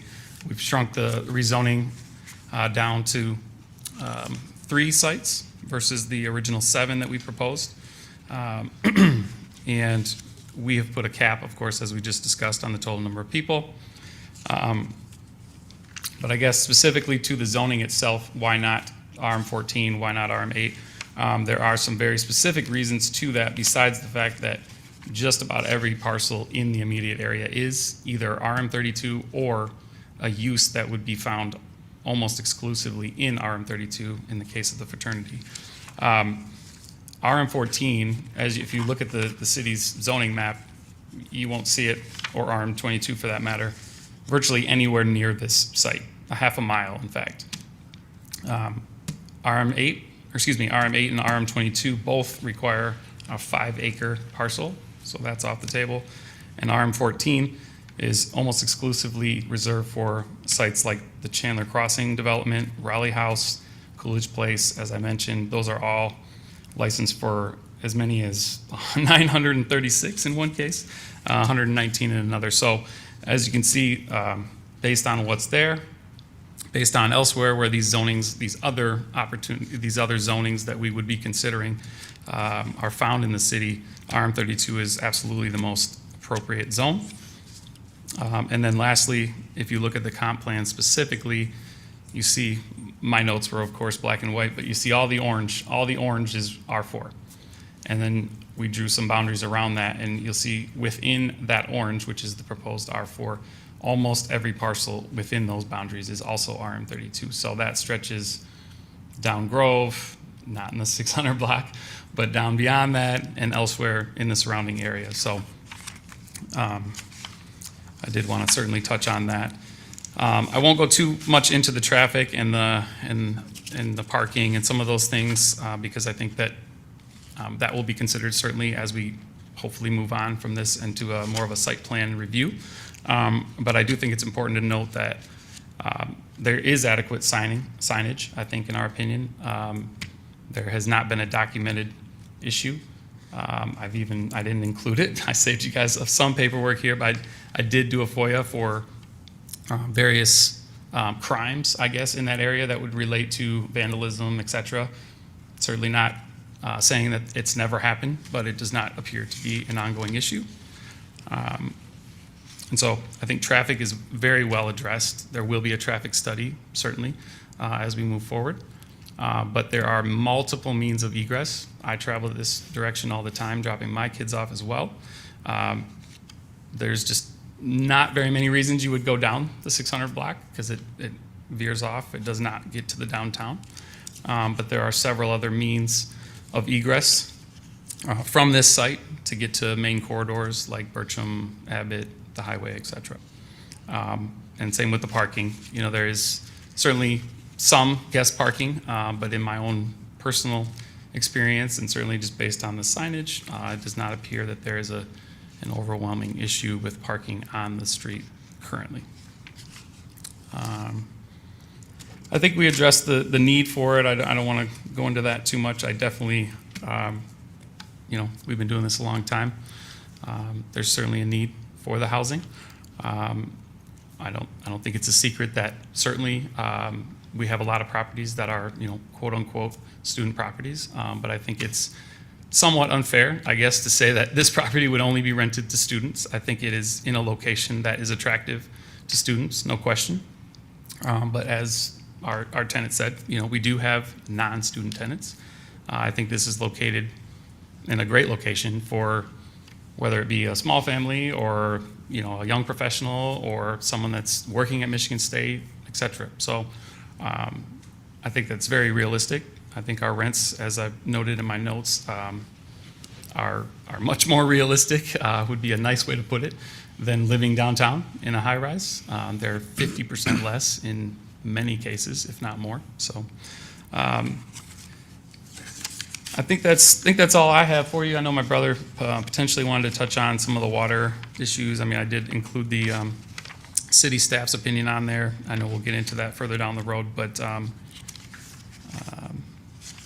I believe that's all I have for you at the moment. Questions for the applicant? Just two questions. Yeah. What % of your properties are in the city of East Lansing? All but a handful. You all live in the city of East Lansing too? Yes. And just we appreciate that, like appreciations for, Thank you. staying with us through and through. Appreciate it. And Was your phone blowing up during the Lions game? Oh, man. Did my brother tell you to say that? I can't get away from that commercial. It's been fun. My kids really enjoy that commercial. Yeah. So I have a question for you, and I don't want you to reveal any trade secrets, and if you can't answer the question, that's fine. So I would like you to assume a hypothetical. I would like you to assume the hypothetical that Michigan State University built new dorms on much of their property that would house 3,000 students, undergraduate students. Based on your years and years of experience in your family, since, as far as I can tell, the late 60s, early 70s, do you think if there was more space available at Michigan State University for students built by Michigan State University, that would impact your business in the sense that there would be less demand for student housing on the north side of Grand River? Sure.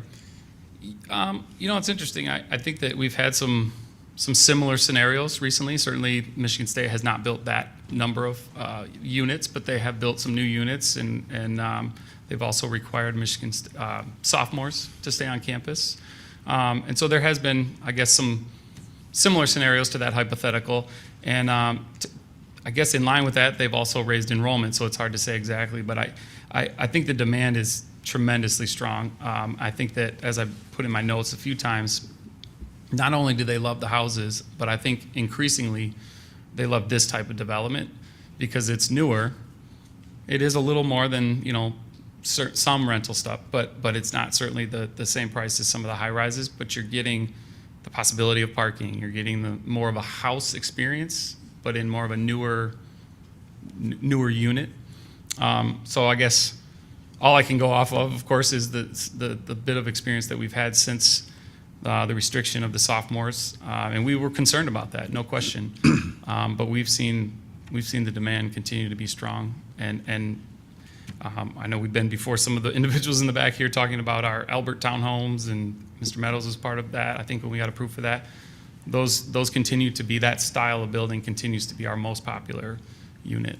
And this building conceptually would be somewhat close to that style? It'll look very similar from the outside. One thing that we talked about when I was on the comprehensive plan committee was the idea that the block could look a certain way, but the interior could be made up differently. So a perfect example is we have 7-bedroom units on Albert. No one knows they're 7-bedroom units except for some of the people that were involved back then. We have almost an identical building on Durand. And it actually is 2-story, 4-bedroom townhomes, and then traditional apartments on the 3rd floor. But if you were to drive by, it looks virtually identical. So okay, and then I think you gave me a nice segue. I had one of my neighbors in the last couple of weeks who's been following your proposals for the last year or so, asked me about the parking, and I must admit I had a little trouble going through all your stuff and trying to figure out exactly where the parking is, and that this may impact one of Dr. Altman's concerns. So am I incorrect that the parking here is behind? Yes. So what I would say downhill to the west, behind this site, sort of next to the church site? yeah, it's located behind the site, absolutely. Okay. Yep. And how many places? Well, that's, I guess, a little bit of a question. I mean, we have in the site plan that we've shown, I believe 40 parking spots. He can All right. speak a little more about that, but I guess before he I don't, jumped- you guys don't need a double team. well, he's the builder. He's the builder. Normally, he's bailing me out on historic district You're stuff. doing I don't fine know without what the him. heck's going I'm on, just but- telling you, you're doing fine Listen, without him. You know he's the big brother. He's Yep. waiting to jump I know. in and tell me That's what the to do. problem. No. Okay, I'm just saying. So No, I guess, like I said, he can certainly speak to so that a little ballpark, better, you're but- talking 40 spaces, and they'd be on the flat Right. behind there. Right. The reason I wanted to just touch on it before he did is that it's a little bit of a question mark because we're not to the site plan part, and I know that understand. council has the ability to give us the waiver for having more than 50% on the site. And as Mr. Meadows has heard probably more than he'd like to, we're big believers in parking. We've built buildings smaller than we could because we want parking on site because we see the demand for And it. forgive me for my need to control everything within my site. So I'm not trying to limit you guys, but I'm just No. trying to get the No, you're answers to good. some questions, so. Well, I just. Go ahead, whatever else you want to tell us. If he please. has, no, I'm good. If he has anything he'd like to add about the water or the parking or the building itself, I'll defer to him, I guess. Matt Hagan, Hagan Realty, 927 East Grand River. I just wanted to come up and kind of address that since I'm a little bit more into the building aspect of things. And so, like Brian mentioned, the city code doesn't allow more than 50% of on-site parking for RM32 projects. Like you mentioned, we're big believers in parking, so we want to have more than that if you guys are willing to grant us that. All right, so let me stop you. So go back. What's the ratio? So the city code says if you're an RM32, you can have no more than 50% of the required parking on site. Okay, so what would 50% be here for your 48 bedrooms? It depends the makeup because there's different ratios depending on what the unit size is. What would the max be?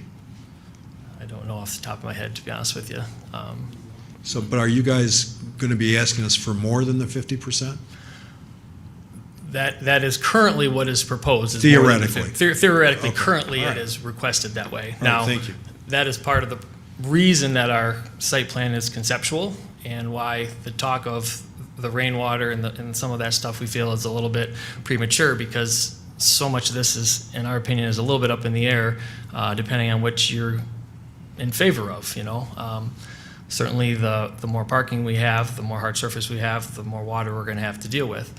The flip side of that is the less parking we have, probably the more building size we're going to have, the more people we're going to have. So obviously up to 48, but still, it kind of goes hand in hand. So we think that at this point, if we can get the rezoning approved, then we'll have some conversations of, okay, what is the preference? And as far as, the sewer and the water and some of that stuff goes, you are correct. The building is going to be up towards the street, which is higher. Okay, the ground slopes down towards Abbott, towards the west. So that's currently the direction that a lot of that water goes. Obviously, we can't just pave that and have all of our water go onto those businesses. We have to retain that water. I've had some preliminary discussions with staff and Public Works. And looking at the sewer on Grove Street, it is not deep enough to handle that location of a parking lot.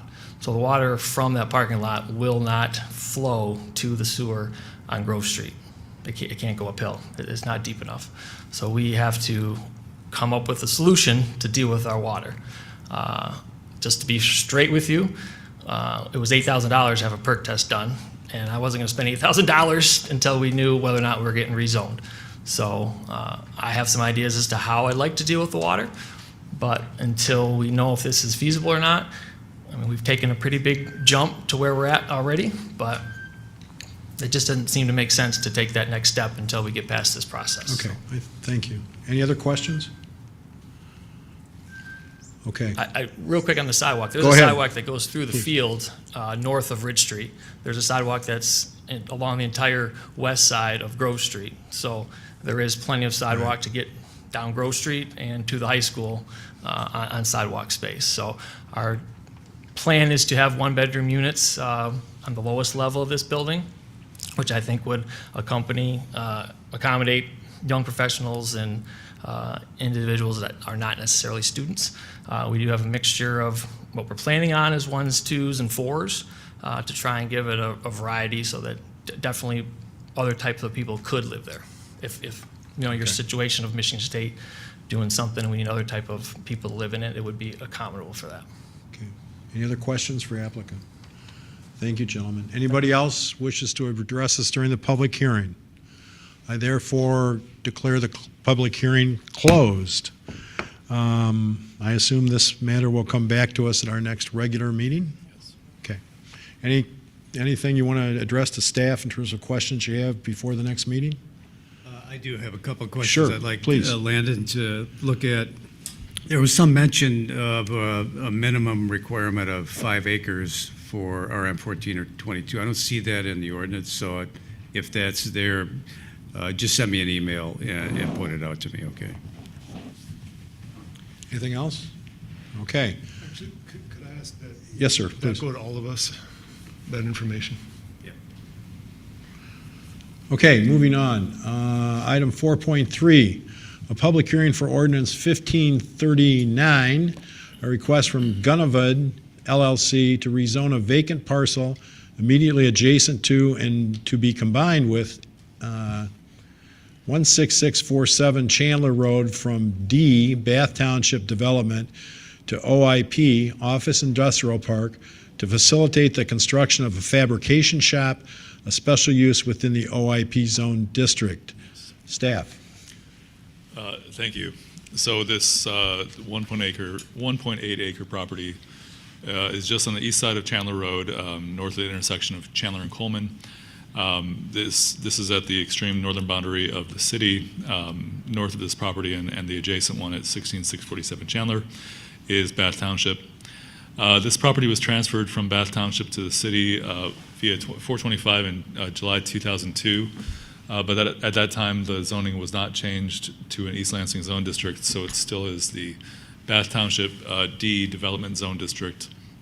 The applicant is seeking to change the zoning from D, Bath Township Development, to East Lansing OIP, which is Office Industrial Park, which is the current zoning of the adjacent property that they intend to combine this parcel with to construct a fabrication shop.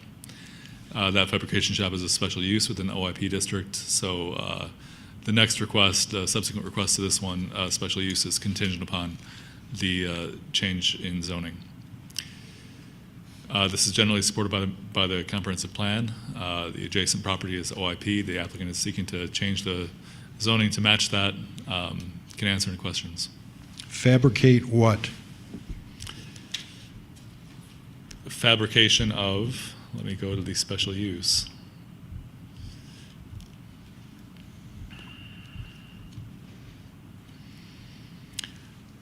You know, I talk a lot about the building details. I'm not sure about which, exactly what they intend to fabricate.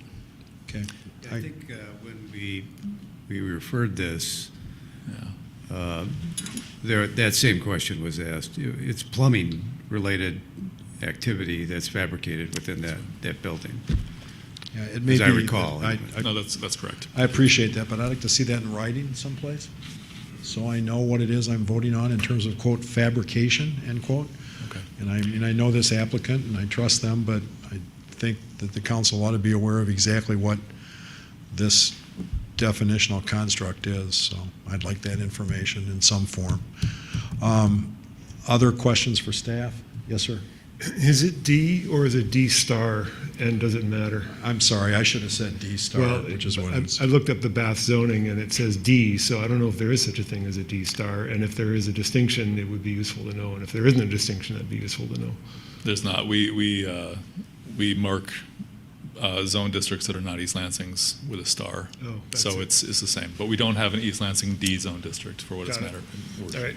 And Thank you. is a star the same thing as an asterisk? It is. Oh, okay, I just want to make sure. I never know. Okay, other questions for staff? Thank you, I did miss that when I read through it.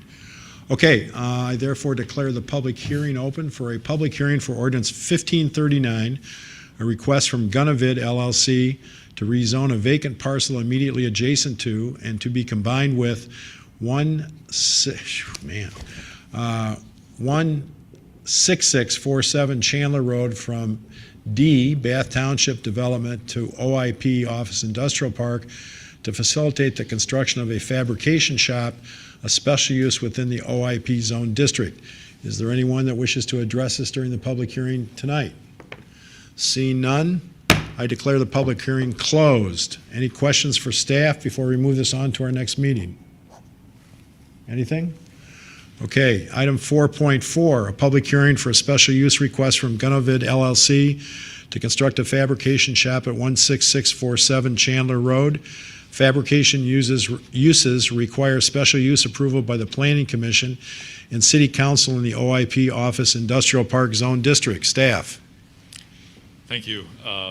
And the fabrication use is the wording used by the applicant. Principal use is permitted subject to an approved special use permit as provided.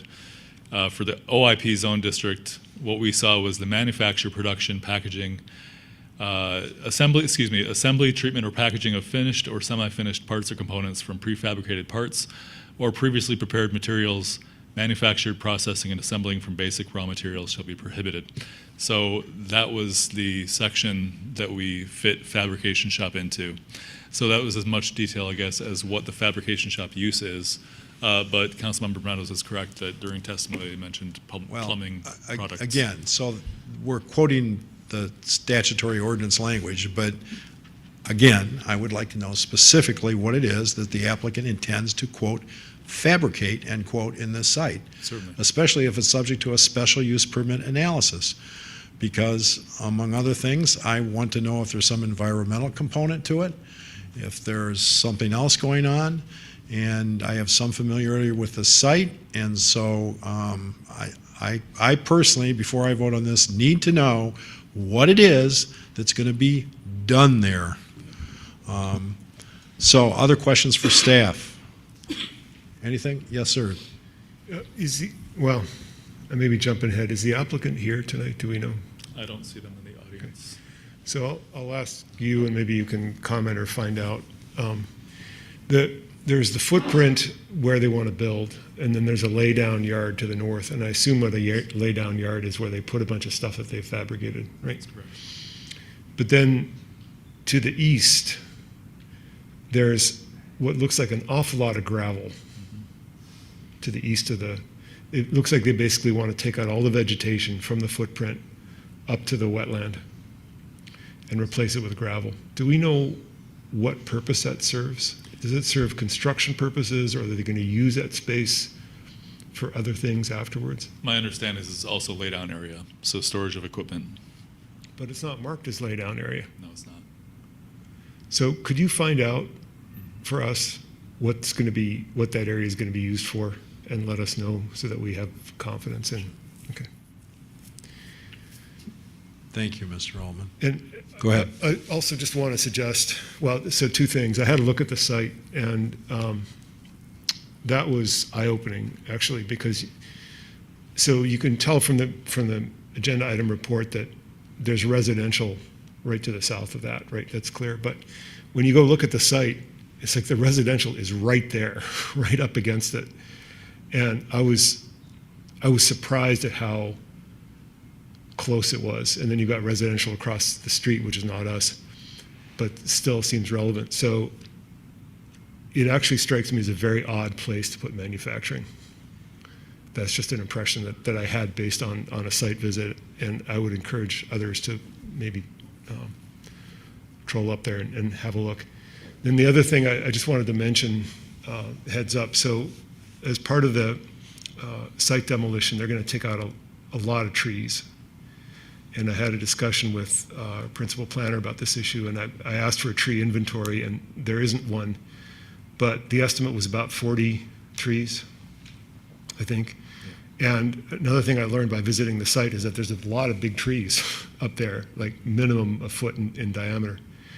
And so I discussed the possibility of adding a condition to require tree replacement according to a rate that's specified in our vegetation ordinance, which is chapter 48. So depending on where we go at our next business meeting, I may want to offer an additional condition to require replacement of trees at a rate that's specified in chapter 48. Just a heads up. This is subject to the tree removal ordinance, right? Correct. Okay. And it would be tied to that. Okay, any other questions for staff? Okay, I declare that the public hearing for a special use request from Gunnavid LLC to construct a fabrication shop at 16647 Chandler Road. Fabrication uses require special use approval by the Planning Commission and City Council in the OIP office, Industrial Park Zone District. I declare the public hearing open. Is there anybody that wants to address us during this public hearing? Seeing none, I declare the public hearing closed. Any other questions for staff before this moves along to our next meeting? Anything else? Thank you, Landon. Appreciate it. Okay, business agenda. Everybody okay to keep going? 5 minutes. Okay, let's take a 10-minute break here, please.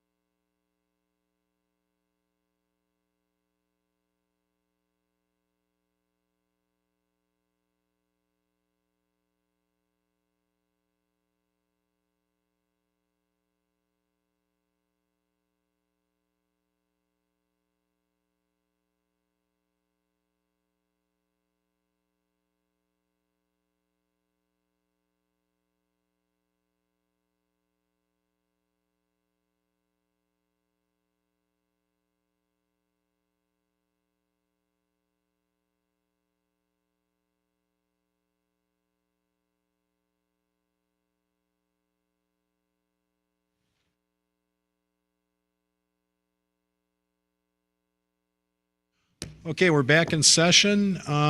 Business agenda, item 5.1, consideration of request from the Human Rights Commission to allow non-East Lansing resident as a member of the commission.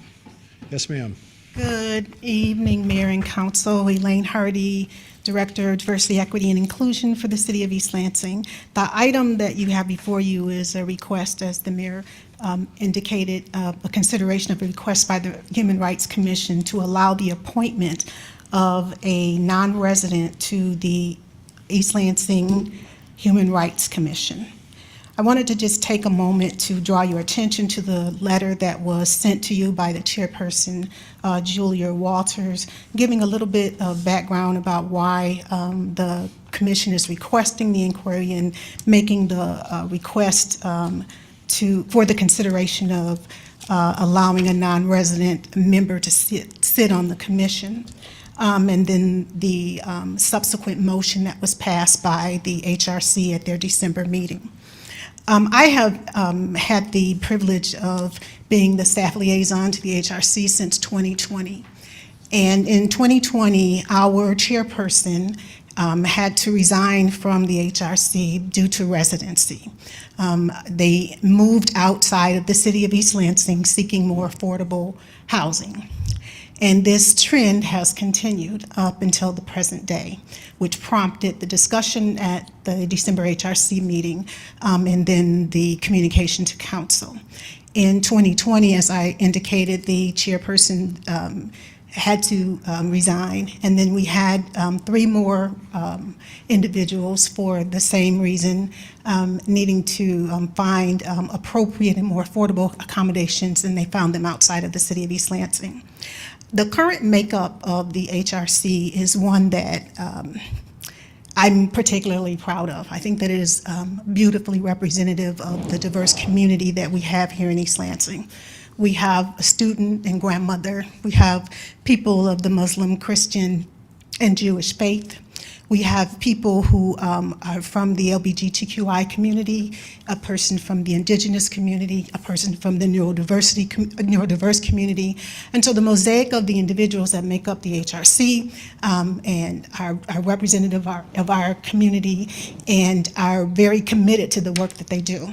When the member indicated that they were going to have to leave the HRC because they couldn't find what was affordable housing for them, the conversation then became it became apparent from the perspective of the HRC that they should at least make inquiry.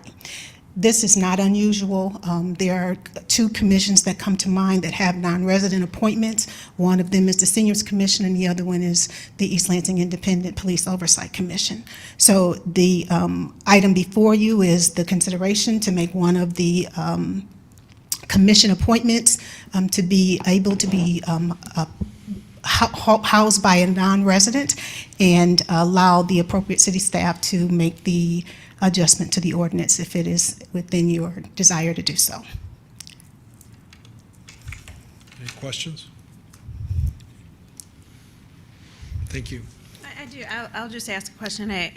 I'm familiar with I know the answer, but just to give more overview in case there's concerns about other representation outside of City of East Lansing. So typically with the Human Rights Commission, you all vote by majority, and typically those votes, are they split or maybe more like 90% or 70% in agreement? I mean, it would depend on whatever the deliberation is and whatever the pleasure of the individual commission members. I mean, they all represent one vote like most other commissions do. In this instance, the commission did vote unanimously to ask the council to take this matter up into consideration. I believe they voted unanimously to ask the council to pass the ceasefire resolution. But there are times when they don't vote unanimously for issues as well. Thank you. Okay, well, I appreciate it. Thank you. Thank you. I consider this in a historical context, and with all due respect to the Human Relations or Human Rights Commission, I understand what's being said here, and I appreciate that it's composed of a mosaic of different people. And we do have a couple of commissions that, for unique reasons, allow non-residents to be on the commission. From an historical context, going back to the 1960s when this commission was formed, I don't think that the intent of this commission was, first of all, to necessarily reflect the total spectrum of individuals in the city, but rather to have residents of the city. And so my attitude about this is, again, with all due respect to the commission, and I understand the concern here, but I personally am not in favor of moving this any further than tonight. And I think we continue to have issues in terms of getting people to be on commissions, and maybe we can do a little bit better on that. And so that's my position, but if somebody wants to make a motion otherwise, that's fine. So, anything else for tonight? Okay. Well, I'm council liaison for the HRC, and the HRC was the first commission that I was appointed to. So I'm deeply aware of the changes that happened with the loss of commissioners. And so sometimes we lose people. I remember we lost one person to U of M. I actually think we lost two to U of M. Maybe they were going on to study law. And it makes sense that they would be replaced by someone locally. But we're talking about folks who are very active within the HRC, and then they have to move. And we know that this East Lansing is not the easiest place to live price-wise. And so they're still nearby, they're still engaged. And I even remember one of the chairs that was with us, as I learned that she was moving, we were also having the discussions about the study committee, and she was still involved. Like, she would still show up. We were having increased number of meetings, and so that dedication is still there. And losing our commissioners of value because they have to move down the street. And an easy answer to that is being able to write this in. Made sense to me, and I do think it's unique to our Human Rights Commission. I don't see this happening with other commissions where on a regular basis someone is forced to resign because they have to move out of the city. I appreciate that. As a general proposition, I think our voters should be on our commissions. Our voters end up determining what happens in this city.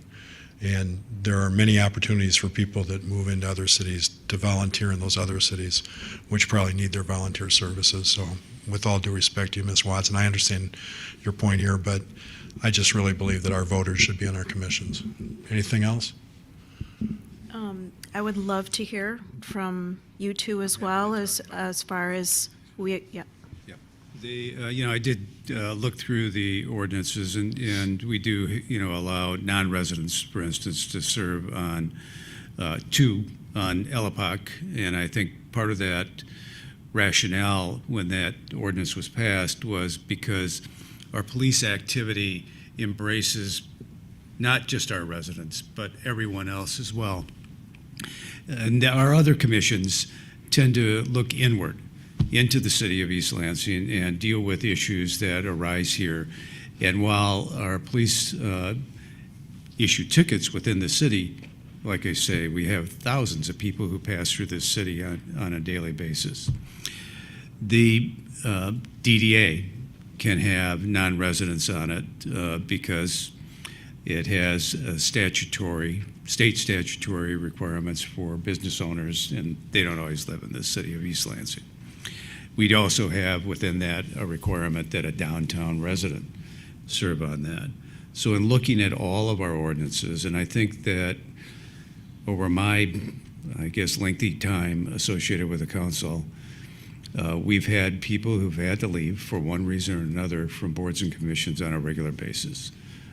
We've all had to fill vacancies that develop, and we often have on our approvals for the unexpired term of that is related to it. So at this point in time, the fact that this individual, I think, is sad that they would have to leave the city of East Lansing because of the housing costs associated with our city, and that's an issue that we should take a look at. But I don't see any reason to change this ordinance at this point in time. I think if we do a comprehensive review of our ordinances that affect boards and commissions in the future, then maybe we want to look at each one of them to see whether we should also include non-residents on that particular commission. But I don't like the idea of just doing it because this is a valuable member and we happen to be losing this valuable member. There is, I just note I don't know whether the Human Rights Commission has subcommittees or anything like that, but with all of our boards and commissions, you can appoint people to a subcommittee or have them participate in a subcommittee without them being a East Lansing resident, and we've done that with many boards and commissions. Okay, anything else? All right, Ms. Hardy, would you just inform the commission? I'll send them an appropriate letter concerning our the presentation tonight, please. Oh, I do have one question about the senior commission. Is that true about the? Yeah, I'm sorry, I missed that one. There's two, because they are members of, you have to be a member of our primetime program. So there is allowed to be, I can't remember whether it's one or two, but one or two individuals who are members of the program can serve on the senior commission. Members of the 9 may be non-residents if they are in good standing at prime time and maintain that good standing through the duration of their term. But they're not voting. They don't vote. No. In the city of East Lansing. No. Okay. Okay, item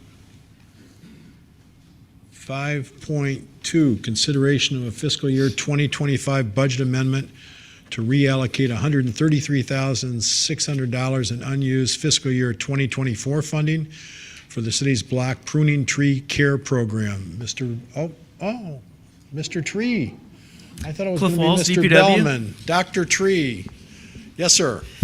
Yes, that basically explains it. It was unused funding from 24, just creating the program, bidding it out, getting everything together, specifications, all that, delayed the process a little bit. So it was funded and budgeted for both years, but we ended up with just enough for 1 year. So we're asking council for the remainder of that unused funding so we can continue on with cycle 2. Is there a motion? I have a motion. Please. I move approval of a budget amendment in the amount of $133,600 for fiscal year 2025 to cover the completion of cycle 1 of the block pruning program, which began in fiscal 2024, and authorize the finance director or designee to modify appropriations accordingly. Is there a second? Second. Okay, any discussion? I just want to say thanks for a very clear staff report, as always. All those in favor say aye. Aye. All those opposed? Motion. Aye. You're opposed? Yes. Okay. Motion passes 3-1 with Councilwoman Watson in opposition. Okay, we then have items from the consent agenda. Item 3.3, introduce and refer to the Planning Commission Ordinance 1543, minor amendments to the zoning ordinance. Mr. Altman, you wanted to pull this off the consent agenda. Can you address your questions to the staff, please? Yes. The principal planner and I had some discussions, and involving the city attorney also, about a typographical error in our conditional rezoning ordinance, and then staff also caught some errors in our in the sign ordinance. And so what I would like to do is make a main motion to introduce 1543 as presented and then make an amendment. That's just how I'd prefer to do it. So go ahead, please. So I move to introduce and refer to the Planning Commission ordinance 1543, minor amendments to the zoning ordinance. I second that emotion, or that motion. And then. Do you have an amendment? Yeah, so then I'd like to move to add to ordinance 1543, a correction of a typographical error in section 50-116, which currently reads, quote, "is compatible," unquote, and should read, quote, "incompatible," end quote, and to correct or remove the examples given for ground sign requirements in section 32-105, subsection 3. I second the amendment. Any questions with regard to the main motion and the amendments at this point? Okay, so let's vote on the amendment first. All those in favor of the amendment say aye. Aye. All those opposed? Aye. Okay. Amendment is approved 3-1. Councilwoman Watson in opposition. To the main motion as amended, all those in favor say aye. Aye. All those opposed? Aye. Okay. Motion passes 3-1. Okay, the next one I believe is original item 3.9. First reading of amendment to Chapter 50 zoning code and referral to the Planning Commission for review. Thank you, Dr. Altman, for catching those. I appreciate that. Am I correct? We're talking 3.9? It's the one we changed? Okay. Dr. Altman, I think you wanted to pull that one as well? At the request of Councilmember Meadows. Yes, I'll take on that one. I'll move to introduce and refer to the Housing Commission Ordinance 1545, which is essentially a substitute for the earlier rental housing amendments that we had. Housing Commission or Planning Commission? A Housing Commission. I thought we pulled 3.9. We did. 3.9 says first reading of amendment to Chapter 50 zoning code and referral to the Planning Commission for review. Oh, this is a zoning code one. I apologize. And this is a different item. So, yes, my motion should be to introduce and refer to the Planning Commission ordinance number 1545. And this then constitutes a first reading of the amendment to Chapter 50 of the zoning code? That's correct. Okay. Attorney Chubb, is that consistent with your understanding? Yes, 1545, that's correct. Okay. I will second the motion. Any questions? I have an amendment. In the definition of family, in paragraph 1 of that definition, this amendment adds the words niece and nephew to that provision. I move that we also add foster children, persons living with the owner under a guardianship, and cousins to that definition. I think that based on a presentation by Mr. Rose at the Housing Commission, we need to make that change to be consistent with Proposal 1. Okay, so I second the amendment. So questions with regard to the amendment or discussion? Okay, all those in favor of the amendment say aye. Aye. All those opposed? Motion passes unanimously. Now to the main motion. All those in favor of the main motion as amended, say aye. Aye. All those opposed? Main motion passes. Okay. Can I make one other comment regarding Sure. this? And this is more for Attorney Chubb, I think. But in looking at Proposal 1 and particularly the provision 4, I think, which requires us to, the notification provision, the 7-day notice provision, that we make changes to the zoning ordinance, occupancy provisions, and rental housing laws of the city per its language. I think we need an ordinance, another zoning change ordinance to 50-33, which, and every subsection, actually, I think of that would be affected by that. 50-35 and 50-97. So if you can either tell me I'm wrong on that at some point or provide a future ordinance, I'd appreciate it, so we can take a look at it. Okay. So now we move to item 6.1. Do we have a motion with regard to item 6.1, please? I have a motion, which is that we enter a closed session pursuant to MCL 15.268 sub 1 sub C to discuss strategy connected with the negotiation of a collective bargaining agreement. Okay. Roll call vote, please. Oh, I'm sorry, second. I second the motion, or second the motion. Whoa, Second that smoky. emotion. I know. Can you sing that? I second that emotion. Thank you, but no. This is the second time you've said that. Nice try. Councilmember Altman? Yes. Councilmember Meadows? Yes. Councilmember Watson? Yes. Mayor Burkover? Yes. Okay.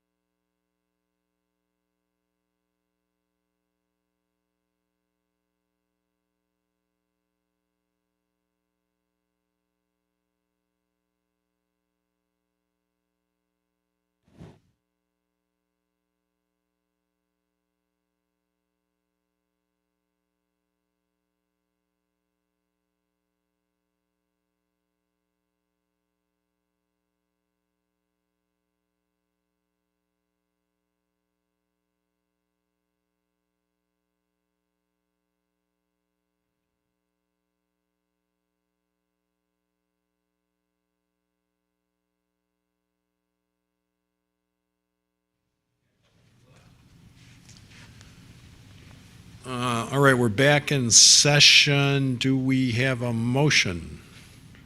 I move to return to open session. Is there a second? Second. Any discussion? All those in favor say aye. Aye. Motion passes unanimously. Any further motions tonight? Yep, I move to approve the tentative agreement between the City of East Lansing and the Capital City Labor Program dated November 20th, 2024, and authorize the city manager to sign the updated collective bargaining agreement. Is there a second? Second. Any discussion? Do we need a roll call vote for this? Okay. All those in favor say aye. Aye. All those opposed, motion passes unanimously. Do we have a final motion tonight? Move to adjourn. Is there a second? Second. Seconded by Meadows. Any discussion? All those in favor say aye. Aye. Motion passes unanimously. Thank you, council, for being here tonight.